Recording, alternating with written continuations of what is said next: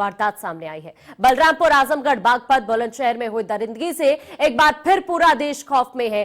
लगातार गैंगरेप की घटनाओं ने एक बार फिर से पुलिस पर सवाल खड़े कर दिए हैं। वहीं हाथरस गैंगरेप की जांच पर गठित एसआईटी टीम हाथरस पहुंच चुकी है। टीम ने आज पीड़ितों के परिजनों से मुलाकात भी की है। इसी बीच जबरन अंतिम संस्कार करने के मामले में मानव अधिकार आयोग ने यूपी डीजीपी और मुख्य सचिव को नोटिस भेजा है। वहीं बागपत में एक रेसलर की गोली मारकर हत्या कर दी गई है।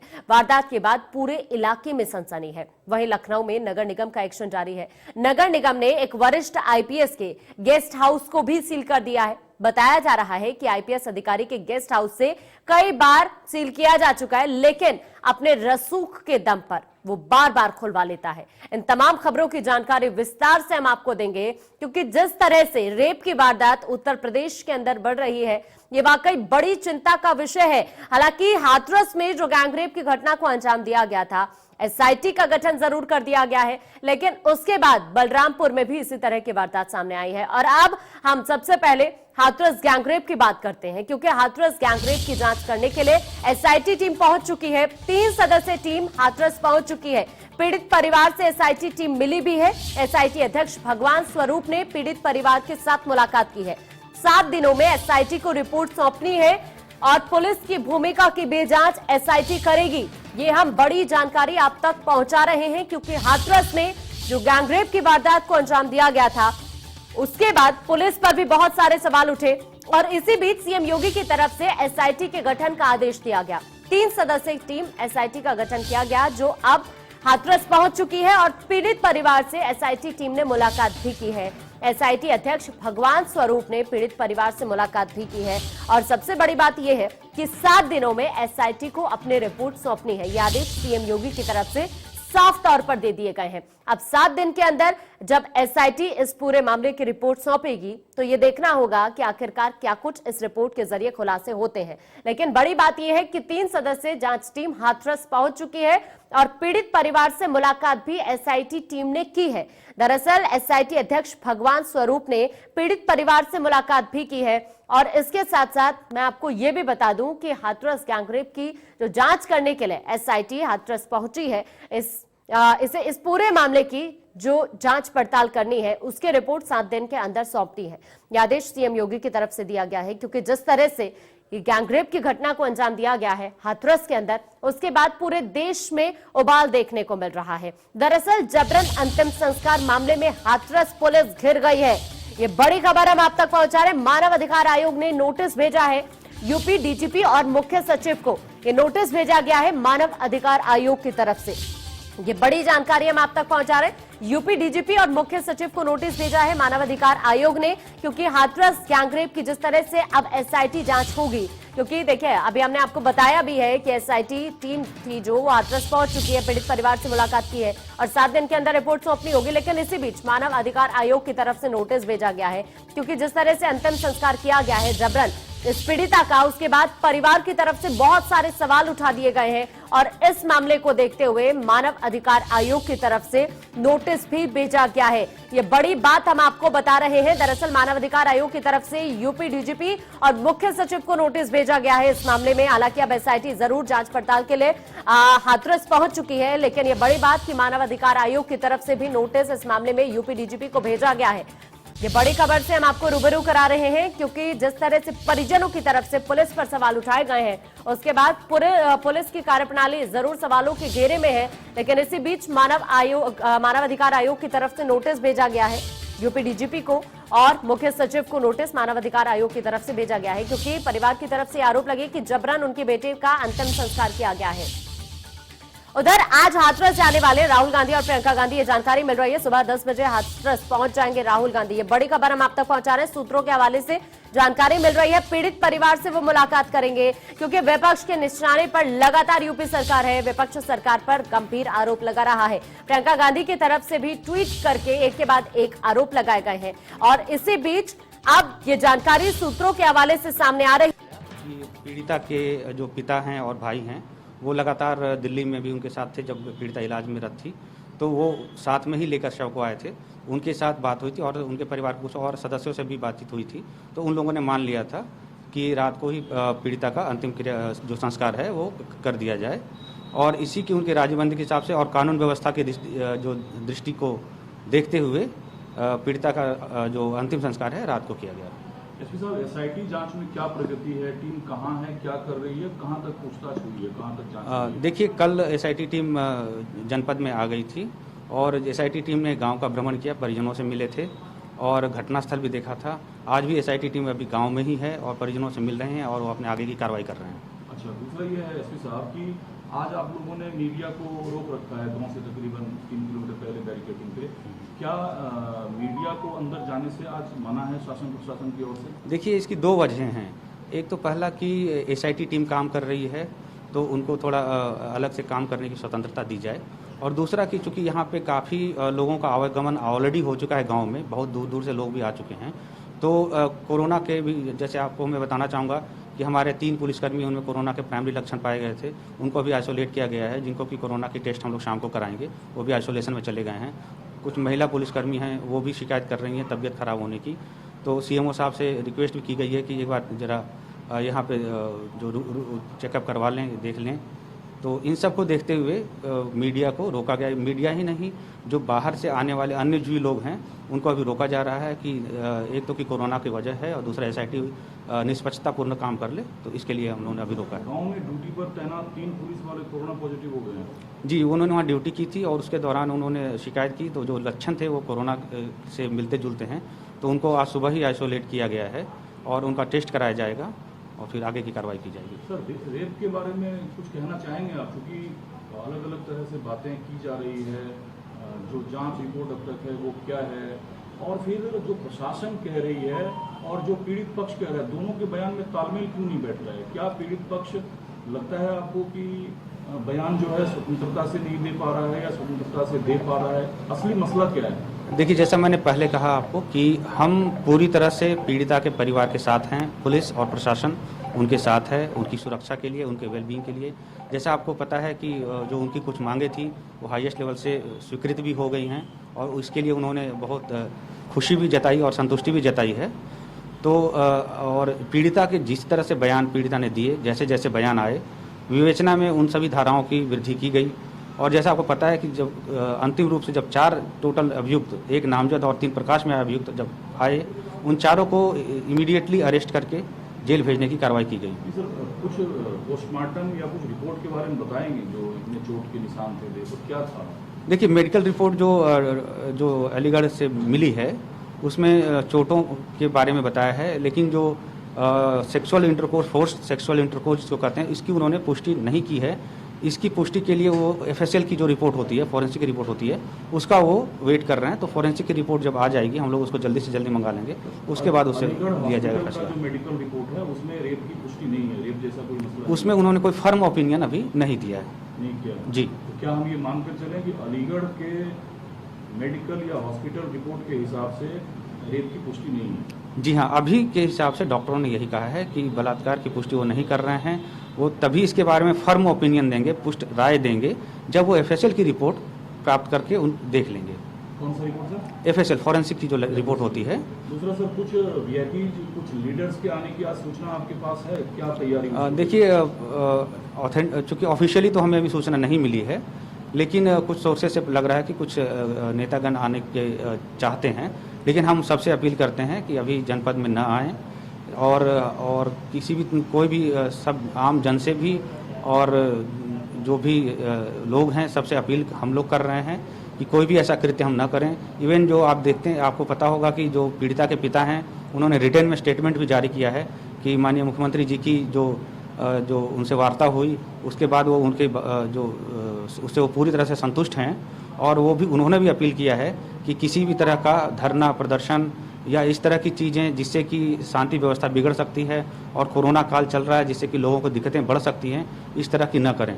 तो हम सब इसी तरह की हम लोग भी अपील कर रहे हैं कि ऐसा कोई कृत्य ना किया जाए। कहीं कौन लोग हैं वो जो आना चाह रहे हैं? कुछ नाम बताएंगे सोर्सेज से? क्या आप लोगों को पता है कौन यहाँ तक आना चाह रहे हैं? देखिए, कुछ राजनीतिक पार्टी जो दल हैं उनके नेतागण हैं, नाम अभी पूरी तरह से क्लियर नहीं हुआ है, लेकिन हम सभी लोगों से। क्या राहुल गांधी, प्रियंका गांधी के आने की सूचना है आपको? देखिए, आधिकारिक तौर पर हमें कोई सूचना नहीं मिली है, लेकिन मैं बताना चाहूँगा कि किसी हर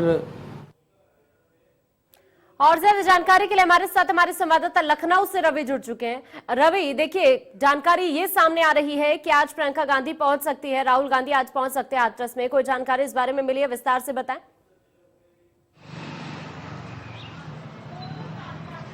लेकिन सूत्रों के हवाले से खबर है कि राहुल गांधी या प्रियंका गांधी हैं, पीड़ित परिवार से मिलने हाथरस जा सकते हैं, लेकिन ये जरूर है कि आधिकारिक जानकारी अभी इसकी नहीं मिली है। अगर बात करें तो कल का पूरा दिन जो रहा है, पूरी हलचल रही है। हाँ। हालांकि ये जरूर है कि जिस तरीके से सरकार लगातार अब इस पूरे मामले को लेकर कितनी गंभीर है, एसआईटी का गठन किया गया है, परिवार को आर्थिक मदद पहुंचाने की जो बात वो कही गई है, उसके अलावा मकान देने की बात कही गई, नौकरी देने की बात, तमाम सारी जो बातें वो की गई है। लेकिन सबसे बड़ी बात यह है कि पीड़िता को आखिर न्याय कब मिलेगा। 7 दिन में एसआईटी की जो टीम है वो जांच रिपोर्ट देगी। और साफ तौर पे अगर बात करें तो जिस तरीके से ये मामला निकल कर आया है, लगातार पूरे देश के लोगों में गुस्सा है। दिल्ली की निर्भया कांड के बाद लगातार ये माना जा रहा था कि शायद अब इसमें सुधार होगा। हाँ। इस तरह की घटनाएं देखने को नहीं मिलेंगी, लेकिन बीच बीच में देश के अलग अलग हिस्सों में ऐसी घटनाएं देखने को मिलती रही हैं। हाथरस की घटना की बात करें तो हृदय विदारक ये घटना है। जिस तरीके से जो चीजें निकल कर आई है, अगर बात करें तो उसका जो अंतिम यात्रा थी वो उसका परिवार घर से चाह रहा था, लेकिन पुलिस ने जबरन उसका अंतिम संस्कार करा दिया। जो परिवार का आरोप है, तमाम सारे सवाल है, ऐसी जल्दबाजी क्या रही पुलिस को? हाँ। उसका अंतिम संस्कार परिवार वालों को दूर रख के कराया गया, ऐसी जल्दबाजी क्या थी? जो भी क्योंकि अगर मौत हो गई है तो मौत के बाद परिवार वालों का पूरा अधिकार है, उनकी बेटी के अंतिम दर्शन करना चाहते थे उसके परिवार के लोग, लेकिन वो नहीं करने दिया गया। पुलिस ने जबरन उनका अंतिम संस्कार करा दिया। तमाम सारे सवाल है, जिन सवालों के जवाब पुलिस को देने पड़ेंगे, वहां के जिम्मेदार लोगों को देने पड़ेंगे। फिलहाल ये उम्मीद की जा रही है कि एसआईटी की जो टीम बनाई गई है, एसआईटी की टीम ईमानदारी से अपना काम करेगी और जो भी दोषी है उनकी वो रिपोर्ट में साफ आएंगे और साथ में जो भी जिम्मेदार होंगे, जिसकी भी लापरवाही होगी, उन पर कार्रवाई भी इसमें होगी, ऐसी उम्मीद की जा रही है। ठीक है, पीएन शर्मा हमारे साथ जुड़ चुके हैं हाथरस से। पीएन शर्मा, जानकारी ये मिल रही है कि एसआईटी टीम हाथरस पहुंच चुकी है, पीड़ित परिवार से मुलाकात उन्होंने की है, क्या जानकारी विस्तार से जरा बताएं।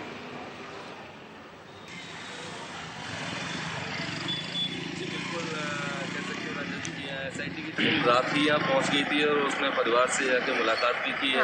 लेकिन अब वो जांच की बात की, हमारी बात हुई उनसे, तो उनका कहना है कि जांच की जा रही है, उसकी जानकारी ली जाएगी। अभी एक साथ कहना उचित नहीं होगा, वो कुछ भी बताने से हालांकि बचे हैं, लेकिन फिर भी उन्होंने कहा है कि जांच के दायरे में उसको रखा जाएगा और परिवार से मिलकर पूरी जानकारी दी जा रही है।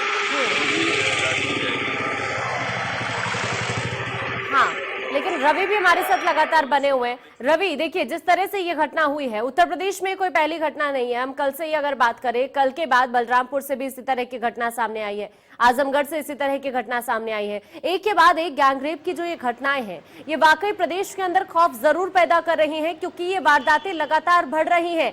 और इसी बीच हमने ये भी देखा कि किस तरह से पुलिस पर बहुत सारे सवाल परिजनों की तरफ से उठा दिए गए। यहाँ पर बहुत जरूरी है कड़े कदम उठाने के इस अपराध के खिलाफ।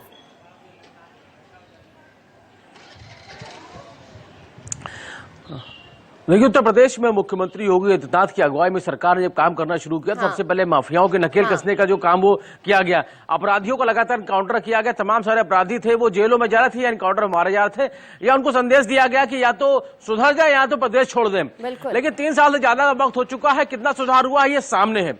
ये जरूर है कि जो चुने हुए अपराधी थे उन पर कार्रवाई जरूर हुई, लेकिन ये ऐसे तमाम सारे अपराधी हैं जो ऐसे जघन्य अपराध कर रहे हैं, इन पर कार्रवाई क्यों नहीं हो रही? और सबसे बड़ी बात यह, इनमें डर क्यों नहीं है? बिल्कुल, क्या वजह है? ऐसी क्या कमी रहेगी जिसकी वजह से ये अपराध बढ़ रहे हैं? महिलाओं को सुरक्षा को लेकर लगातार काम किया जा रहा है। सरकार ने एंटी रोमियो दल का गठन किया गया। एंटी रोमियो दल कहाँ है? 1090 पावर लाइन काम कर रही, वो कहाँ है? उसके बाद अगर बात करें तो लगातार अगर बात करें तो बीते 24 घंटे में जिस तरीके से लगातार महिला अपराध की घटनाएं अलग अलग जिलों से निकल कर आई हैं, ये घटनाएं क्यों हो रही हैं? ये घटनाएं अगर समय रहते पुलिस काम करती तो ये घटनाएं बाहर नहीं आती। समय से अगर जो पीड़ित है उसको न्याय दिलाने का काम पुलिस करे, आरोपियों पर सख्त से कार्रवाई करे, गिरफ्तारी करे, मुकदमा दर्ज करे, जो तफ्तीश है वो करे। लेकिन अगर ऐसी बात नहीं करती है तो साफ तौर पर कहीं ना कहीं सवाल उठता है। सवाल पुलिस पे उठता है, सवाल सरकार पे उठता है, सभी जिम्मेदारों पर उठता है। हर मामले को सरकार अगर गंभीरता से लेगी और अगर सरकारी न्याय दिलाने के लिए आगे आएगी तो जो लोकल पुलिस है, जो जिम्मेदार है, उनका क्या करना? बिल्कुल ठीक है, उनका क्या काम है, उनकी जो जिम्मेदारी है। पीएन शर्मा तमाम जानकारी पहुंचाने के लिए। लेकिन आपको हम ये बता दें कि जिस तरह से ये घटना हुई है, हाथरस के अंदर ये वाकई देश में खौफ पैदा हो गया है इस घटना के बाद। लेकिन एक बड़ी खबर सामने आ रही है, उससे आपको रूबरू करा देते हैं। इस वक्त ये बड़ी खबर आपकी टीवी स्क्रीन पर। यूपी में रेप की घटनाओं पर प्रियंका गांधी की तरफ से ट्वीट किया गया है। यूपी में फैले जंगल राज की हद नहीं, ये प्रियंका गांधी ने ट्वीट के जरिए लिखा है। इस वक्त की ये बड़ी जानकारी आप तक पहुंचा रहे। प्रियंका गांधी की तरफ से एक के बाद एक ट्वीट किए जा रहे हैं और उसी बीच प्रियंका गांधी वाड्रा ने एक बार फिर से यूपी में हो रही रेप की घटनाओं को लेकर ट्वीट किया है। उन्होंने लिखा है, यूपी में फैले जंगल राज की हद नहीं, मार्केटिंग भाषणों से कानून व्यवस्था नहीं चलती है। ये ट्वीट के जरिए लिखा है प्रियंका गांधी ने। और यूपी में बढ़ती रेप की घटनाओं को लेकर तंज उन्होंने कसा है और राज्य सरकार को घेर लिया है। उन्होंने कहा है कि यूपी में फैले जंगल राज की हद नहीं है, ये उन्होंने ट्वीट के जरिए कहा। मार्केटिंग भाषणों से कानून व्यवस्था नहीं चलती है, ये भी प्रियंका गांधी की तरफ से कहा गया है। हाथरस जैसी विभत्स घटना बलरामपुर में घटी। बलरामपुर की घटना को लेकर भी उन्होंने यहाँ पर ये ट्वीट किया। लड़की का बलात्कार कर पैर और कमर तोड़ दी गई, ये ट्वीट के जरिए प्रियंका गांधी की तरफ से लिखा गया है और राज्य सरकार को उन्होंने आड़े हाथों लिया है यूपी में बढ़ती रेप की घटनाओं को लेकर। उन्होंने कहा है कि दरअसल जिस तरह से उत्तर प्रदेश के अंदर रेप की लगातार घटनाएं बढ़ रही हैं, ये देखिए ट्वीट हम आपको दिखा रहे हैं। ये ट्वीट प्रियंका गांधी की तरफ से किया गया है। हाथरस जैसी विभत्स घटना बलरामपुर में घटी है, ये ट्वीट के जरिए उन्होंने लिखा है। लड़की का बलात्कार कर पैर और कमर उसकी तोड़ दी जाती है। आजमगढ़ बागपत बुलंदशहर में बच्चियों से दरिंदगी हुई, ये ट्वीट के जरिए प्रियंका गांधी वाड्रा की तरफ से लिखा गया है। हाथरस की घटना ने पूरे उत्तर प्रदेश तो क्या पूरे देश को खौफ में जीने को मजबूर कर दिया है। लेकिन सबसे बड़ी बात यह है कि सिर्फ हाथरस ही नहीं, यूपी के कई जिले अब हाथरस बनते जा रहे हैं।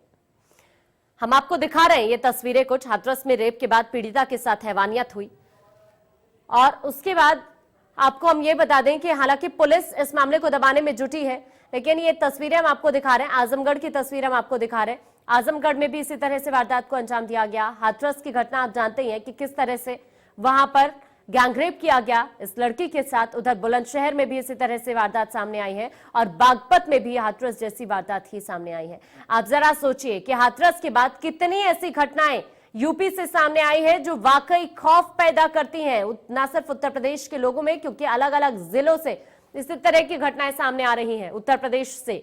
बागपत के कोतवाली बागपत क्षेत्र के एक गांव में 17 साल की किशोरी के साथ रेप की वारदात सामने आई है।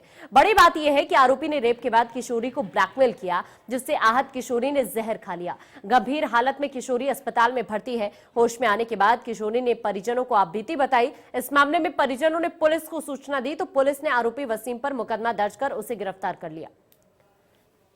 पॉक्सो एक्ट के तहत पुलिस की तरफ से कार्रवाई की गई है। पुलिस ने आरोपी को गिरफ्तार कर लिया है। लेकिन आप जरा देखिए कि 17 साल की किशोरी के साथ रेप किया जाता है।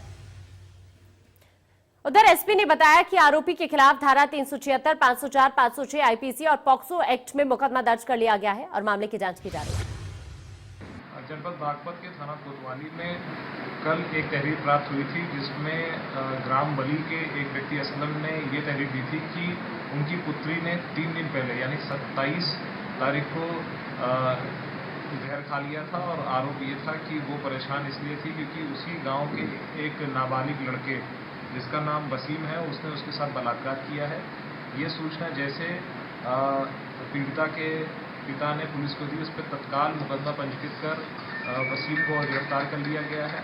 इस समय पीड़िता एकदम स्वस्थ है, उसका मेडिकल कराया जा रहा है एवं 164 के बयान भी कराए जा रहे हैं। और ज्यादा जानकारी के लिए हमारे साथ हमारे संवाददाता सनुज जुड़ चुके हैं। सनुज, बागपत में भी एक 17 साल की किशोरी के साथ रेप किया जाता है, इस मामले की जरा जानकारी विस्तार से आप दें। पुलिस कह रही है 2 आरोपियों को गिरफ्तार कर लिया है। माफ कीजिए, केस का जो मुख्य आरोपी था उसको गिरफ्तार कर लिया गया है। देखिए, मैं आपको बताना चाहूंगा कि देखिए हाथरस में जो दरिंदगी हुई उससे पूरे देश का जो सर है वो शर्म से झुक गया है। ये मामला भी ठंडा भी नहीं पड़ा है कि देखिए यूपी के अलग अलग जिलों से इस तरह की जो वारदातें हैं वो सामने आ रही हैं। ताजे मामले की मैं आपको बात बताना चाहूंगा कि बागपत का है और बागपत में एक 17 साल की किशोरी से पहले रेप किया और उसके पड़ोसी ने ही रेप किया और उसके बाद उसको ब्लैकमेल करने का काम किया। और जो किशोरी है वो इतनी आहत हुई कि उसने जहर खाकर अपनी जान देने की कोशिश की। किशोरी को अस्पताल में भर्ती कराया गया और जब परिजनों ने काफी उससे पूछा तब आकर किशोरी ने बताया कि जो पड़ोसी युवक वसीम है उसने उसके साथ रेप किया और उसके बाद उसे ब्लैकमेल करने लगा, और जब उसे दिखा कि अब कोई रास्ता नहीं बचा सिर्फ जिंदगी खत्म करने के सिवाय, तो उसने जहर खा लिया। परिजनों के पैरों के नीचे से जमीन निकल गई और उसके बाद जो परिजन है वो सीधे पुलिस के पास पहुंचते हैं। बागपत कोतवाली में मुकदमा दर्ज कराया जाता है, और चूंकि जो एसपी बागपत है अभिषेक सिंह ऐसे मामलों को लेकर काफी संजीदा है, और उन्होंने तुरंत ही कोतवाल को इस मामले में आरोपी की जल्द गिरफ्तारी के निर्देश दिए। तुरंत टीम गई और आरोपी वसीम को गिरफ्तार कर लिया है।